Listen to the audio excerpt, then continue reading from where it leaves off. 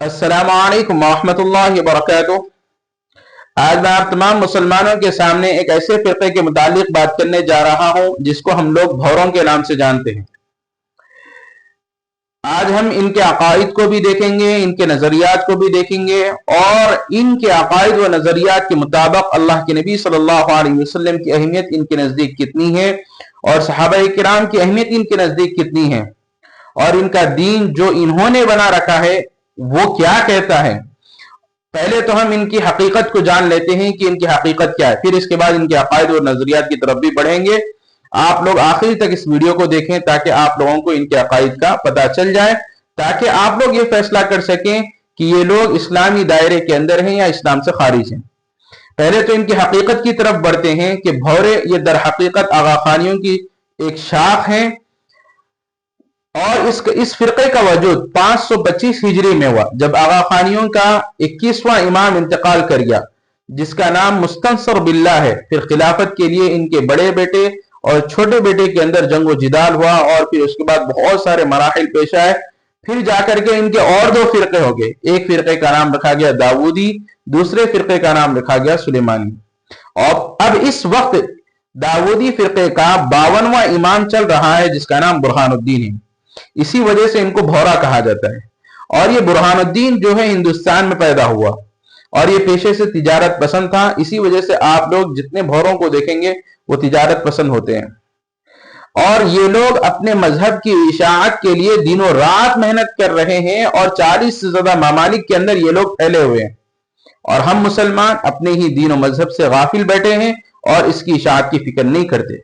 फिरके के अकायद व नजरियात की तरफ हम एक नजर डालते हैं। सबसे पहले अकीदे तौहीद इनका जो है वो ये है, आप लोग गौर से सुने। इनका कलमा क्या है? ला इलाहा इल्लल्लाह मुहम्मदुर रसूलुल्लाह अलीयुन वलीयुल्लाह वसीयुल्लाह। अभी तो ये भौरों का अकीदा मैं आप लोगों के सामने रख रहा हूं। आगा खानियों का तो अकीदा अली अल्लाह है, बल्कि अल्लाह ही अली है।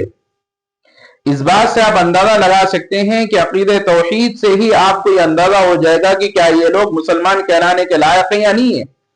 इनका दूसरा अकीदा ये है कि सूद इनके यहाँ जायज है, हलाल है, बल्कि इस्लाम कहता है, अल्लाह के कुरान ने भी इरशाद फरमाया अल्लज़ीना यअकुलून अर्रिबा ला यक़ूमून इल्ला कमा यक़ूमु अल्लज़ी यतख़ब्बतु अश-शैतानु मिनल मस। और अल्लाह के नबी ने तो यहां तक इरशाद फरमा दिया जो बंदा सूद खोर है वो अल्लाह से जंग के लिए तैयार हो जाए। और इसके बरखिलाफ भौरे क्या कहते हैं कि सूद हलाल है, सूद जायज है। आप लोग इन अकायद पर नजर डालें और इसी के अकॉर्डिंग आप लोग फैसला करें कि क्या ये लोग इस्लाम के दायरे के अंदर है या इस्लाम से खारिज है। क्या एक मुसलमान का इनके साथ कोई ताल्लुक रहना सही बात है या गलत बात है? क्या इनकी मजालिस के अंदर मुसलमान का जाना या इनकी बात सुनना ये सही बात है या गलत बात है? क्या इनका किसी मुसलमान का पड़ोसी बनना ये सही बात है या गलत बात है? इसका फैसला आप खुद कर सकते हैं। अब इनका तीसरा अकीदा क्या है? आगा खानी अकीदे के मुताबिक शरीयत की पाबंदी जरूरी नहीं, बल्कि इनके इमाम हसन अली ने शरीयत मोहम्मदी सल्लल्लाहु अलैहि वसल्लम को मनसूख भी कर दिया और इससे आगे बढ़ के इन्होंने ये काम किया कि शरीयत मोहम्मदी सल्लल्लाहु अलैहि वसल्लम को मुअत्तल कर दिया, खत्म ही कर दिया। शरीयत मोहम्मदी सल्लल्लाहु अलैहि वसल्लम कोई चीज ही नहीं है। और इसके बाद इनका जो अकीदा है आप लोग गौर से सुने, हज बैतुल्लाह, जो मुसलमान एक मुसलमान के ऊपर इस्तिताअत रखते हुए अगर वो हज ना करे तो गुनहगार है, उसके ऊपर हज फर्ज है। अगर उसके पास उसकी इस्तिताअत है कि वो हज कर सकता तो उसके ऊपर हज फर्ज है। इनका अकीदा ये है कि हज फर्ज नहीं है, बल्कि इनके इमाम का दीदार ही हज है। इससे आगे बढ़कर के ये लोग ये कहते हैं कि इमाम का दीदार ही दरअसल गुनाहों से पाक होने का जरिया है। और एक अकीदा इनका शरई रोजे के मुनकिर हैं, बल्कि ये लोग ये कहते हैं, जैसे कि मैं आप लोगों से बारहा कहता हूं कि आप लोग इस्लाम और दीन को समझें, अल्लाह के नबी सल्लल्लाहु अलैहि वसल्लम की तालीमात को सीखें और इससे अपनी दिलचस्पी बढ़ाएं, ये ना कि आप दूसरी वाहिया चीजों के अंदर अपनी दिलचस्पी बढ़ाएं। शरई रोजे के मुनकिर हैं भौरे लोग और ये कहते हैं कि रोजा तो असल आंख और कान का है, खाने पीने से रोजा नहीं टूटता। और मैं आप मुसलमानों से जो बिलखुसूस शहर हैदराबाद में रहते हैं, लकड़ी के पुल पे एक नीलोफर नाम की एक होटल है, جو یہ بھوروں کی وہاں پر ایک عبادت گاہ بھی ہے، اس کے بالکل ہی قریب ہے نیلوفر ہوٹل. وہاں پر پہلے میں بھی جایا کرتا تھا اس ہوٹل میں، لیکن مجھے اتنے بھورے پہلے نہیں دکھا کرتے تھے، لیکن فی الوقت اتنے زیادہ بھورے دکھ رہے ہیں جس کی انتہا نہیں. اور یہ لوگ صرف چائے پینے نہیں آتے، یہ لوگ اپنے دین کی تبلیغ بھی کرنے آتے ہیں. یہ اپنے جسامت سے، اپنے لباس سے لوگوں کو ایک میسج دیتے ہیں کہ بھائی اصل دین یہی ہے.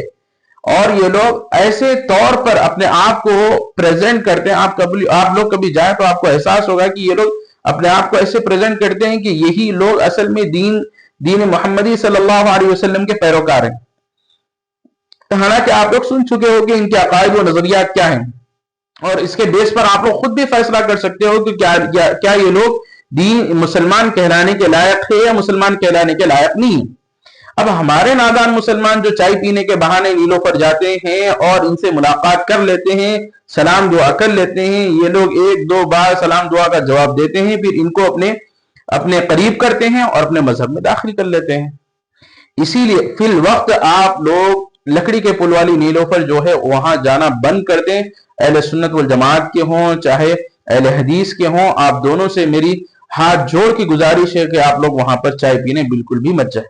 اگر آپ کو نیلوفر کی چائے اتنی ہی پسند ہے تو آپ حمایت نگر پہ چل جائیں، یا پھر آپ ہائی ٹیک سٹی چل جائیں، یا پھر آپ بنجارہ ہلز چل جائیں. یہ چیزیں بھی آپ کے سامنے اویلیبل ہیں. یہ کیا ضروری ہے کہ آپ لکڑی کا پل ہی جا کر کے پیو؟ اور ایک بات میں آپ لوگوں کو یہ بتلا دینا چاہتا ہوں کہ یہی برہان الدین ہے جس کا دورہ ہندوستان میں بھی ہوتا ہے، پاکستان میں بھی ہوتا ہے، اور دوسری کنٹریز کے اندر بھی ہوتا ہے، لیکن اس پر کوئی کاروائی نہیں ہوتی، اس پر کوئی سوال نہیں ہوتا، اس پر کوئی جواب نہیں ہوتا، اس پر میڈیا بھی خاموش رہتی ہے، اس پر حکومت بھی خاموش رہتی ہے. یہ ہماری سمجھ سے بالاتر ہے. حالانکہ تمام ہندوستانیوں کو معلوم ہے کہ ہمارے اوپر کئی مصیبتیں کس طرح سے پاکستانیوں کے تھرو ہم پر آئی ہیں، لیکن کوئی بولنے کے لیے راضی نہیں ہے، جبکہ حکومت ہی ان سے گلے ملتی ہے. حالانکہ یہی وہ لوگ ہیں جو جب وقت ترمیمی بل کا تمام مسلمانوں نے انکار کیا تو انہی کا ایک وفد مودی جی کا شکریہ ادا کرنے گیا کہ آپ وقت ترمیمی بل لائے بول کر کے. اسی لیے میری تمام مسلمانوں سے گزارش ہے کہ ان کے اصلی چہرے کو سمجھیں اور ان سے کوئی تعلق اپنا نہ رکھیں. اسی لیے اجتناب کریں اور اپنے دین کی فکر کریں اور اپنی آخرت کی بھی فکر کریں. اللہ سے دعا ہے کہ اللہ تعالی ہم سب کو ایمان پر جینا اور مرنا نصیب کرے. وما علینا الا البلاغ.